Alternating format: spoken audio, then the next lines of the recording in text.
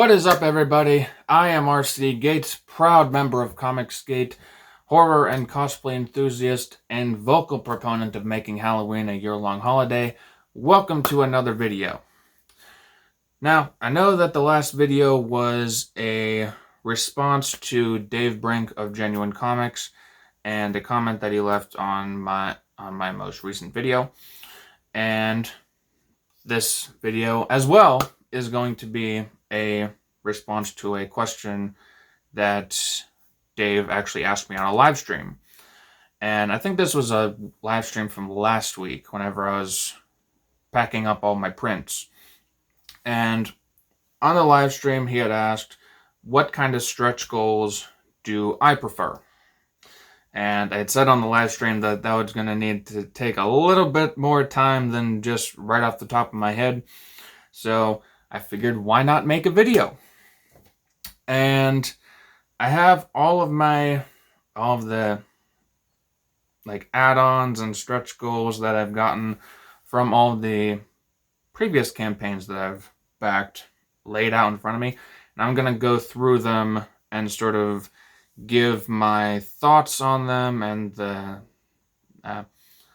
merits and the demerits of them. So I'm going to start with the first one. And this one, a lot of campaigns are doing, and a lot of them are having them as add-ons and stretch goals and stuff. And that would be the trading cards. If I don't hit stuff against the microphone, goodness, move that over there. But yes, trading cards. And whenever it comes to trading cards, I see them as a little bit of additional art for a campaign that can also be collectible for that campaign or for that property or that IP. Because the ones I have in here, I have like Cyberfrog, I have Graveyard Shift, I have US Assassin, I have a lot of She cards. And some of the cards are just art. Some of the cards have like characters' power sets or their strength levels on them. And that's all fine and good. And I do like trading cards. But unless you really have a game that's going to be like coming along with that campaign, then I don't really know what the power set stuff, what the point of that is. But you can still keep adding that on. It does give you a little bit of insight into the character, but it is a good add-on for people who like to collect trading cards. For me, if a campaign comes with them, then it comes with them. It will just go right into the trading card binder. I like them, but if I don't get them, then I'm not going to complain. Then another thing that I have is all of the posters that I get. Some of those only come on whenever a campaign hits a certain goal. I do like the posters because I'm able to have them on my wall, constantly see them, and have it as a display of what comics I like. And sometimes they show up in my videos, and it's a good way of, it's like decorating my space. Like I have all of this stuff over here. I have 10 from Perfect 10. I have the Common America stuff, and I have Jumper from NASA Robotics Creatures. But I'll get to those later. Posters, I think, are awesome because they help with that decoration of your space. So for me, I don't care if it's a folded poster.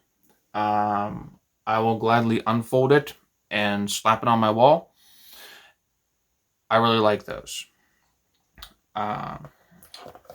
It's also a very large bit of art, so I like that. But the other stuff, when it comes to additional art that I can go through when it comes to stretch goals, is the prints. And I have specifically pushed several campaigns because I've wanted the prints. And I can't remember if I did it for Perfect 10. I think I may have gotten into that after the campaigns were already running. But I really like this print. Perfect 10, 10, and American Bliss.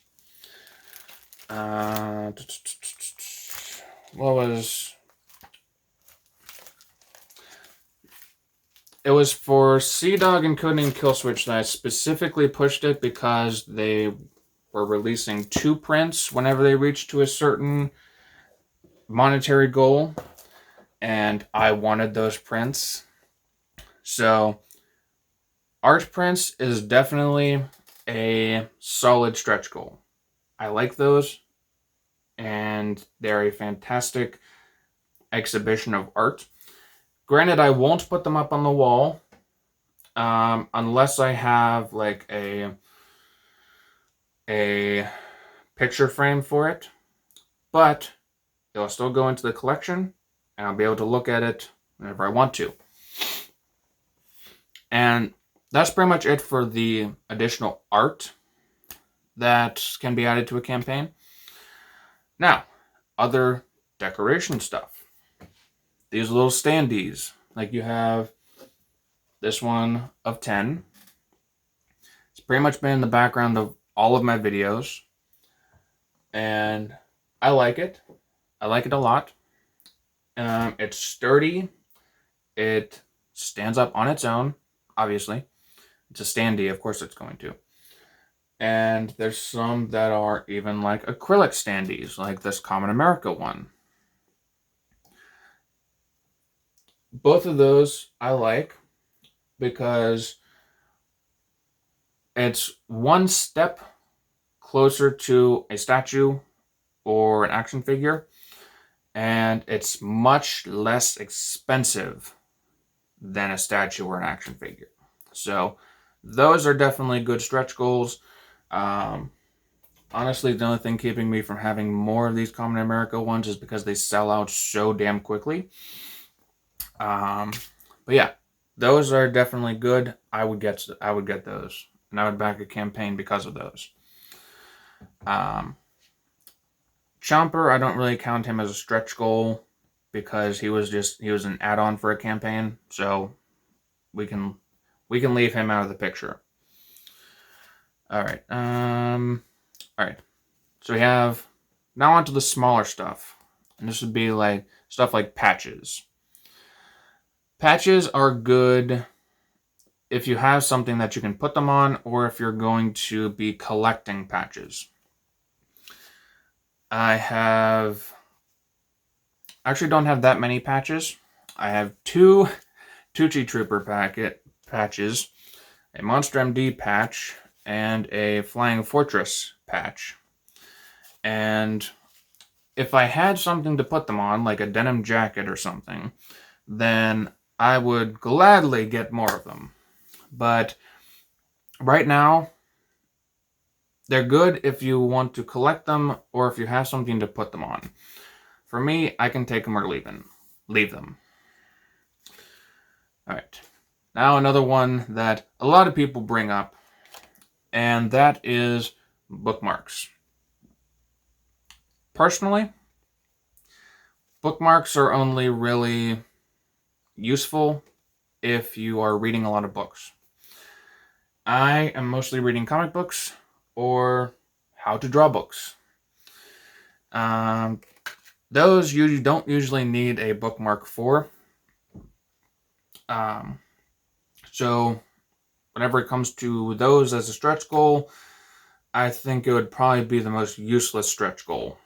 If you want to have them on as an add-on for like $2, then that's the only way that I would see someone specifically spending money on a bookmark. All right, and okay. Here's another one that's for a niche audience, and that is a challenge coin. And I know that Billy Tucci does challenge coins as well for his She campaigns, and I got this one from Dojo Kun Comics' Siamese campaign. It's good to have, but I don't think I would ever use it. It has a lot of weight to it. It's definitely well made, but if you're someone who doesn't really use challenge coins or know much about challenge coins, then you're going to see it as something that, no offense, is pointless.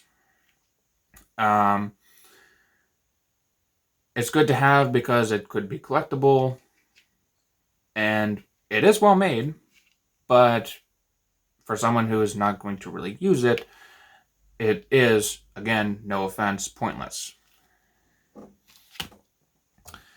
And then we have stuff like pins. Either ones like the safety pins or the ones that you just like stick on. Again, these are good if you have something to put them on. Like I don't know, what do people even put pins on anymore? It's like, again, with like the denim jacket, if you put them on to something, then then you would have a point to it. But it's something that you can take or leave depending on how you feel about it. If you have a denim jacket or a denim vest that you want to put them on, go right ahead. If you want to collect them, go right ahead. But if you don't, they're just a good addition that you may put them on something later. What else do we have? All right, we also have just a magnet. I honestly can't tell. It's not a magnet. Oh, okay. So 2 things left. So we have stickers, which they are good. I will give them that. They are good. They are art. Some people like stickers more than others, and I'm probably one of the people that falls into the other campaign. Because for me, I tend to recycle a lot of things. And like even with the binder that I have for the prints, it's pretty much blank. It's probably because it's gone through housing like 3 different things in the time that I've had it. And the art prints is just the most recent thing. If I was someone who was going to keep something and use it for one thing only, then I would put stickers on it. If I had a computer case, then I might put stickers on it.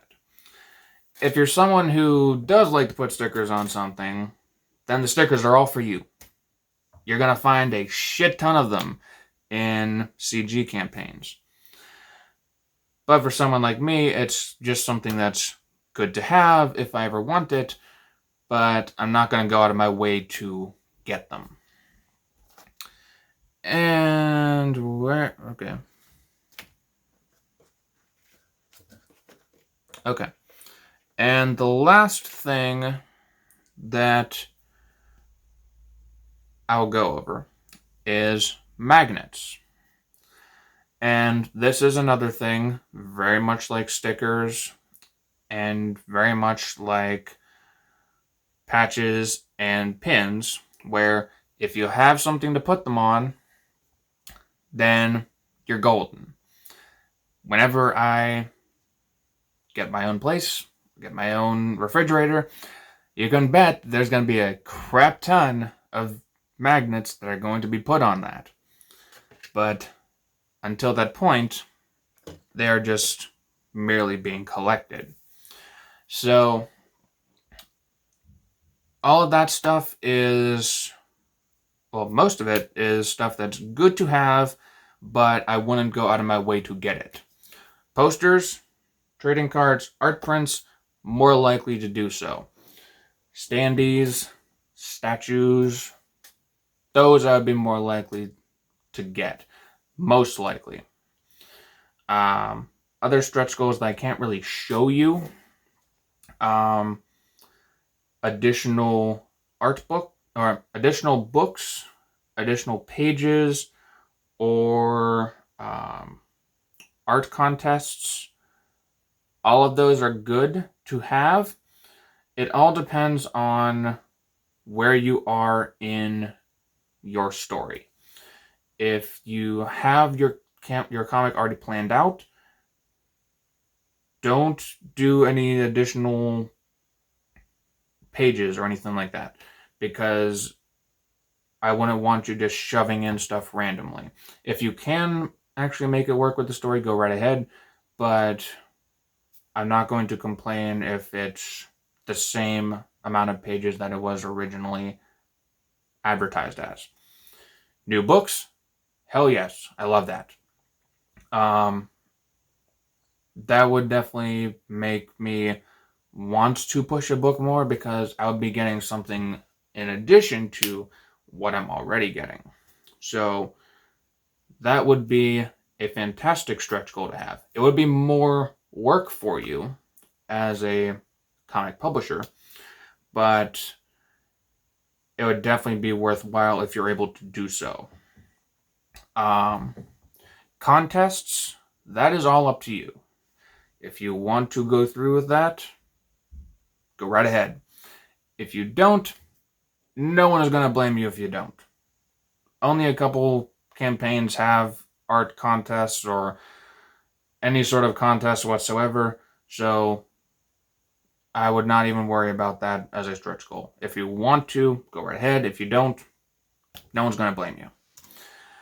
But that is all of these stretch goals that I could think of that anyone would even think of putting out with their comic campaigns. I hope that answers the question. If it doesn't, please let me know.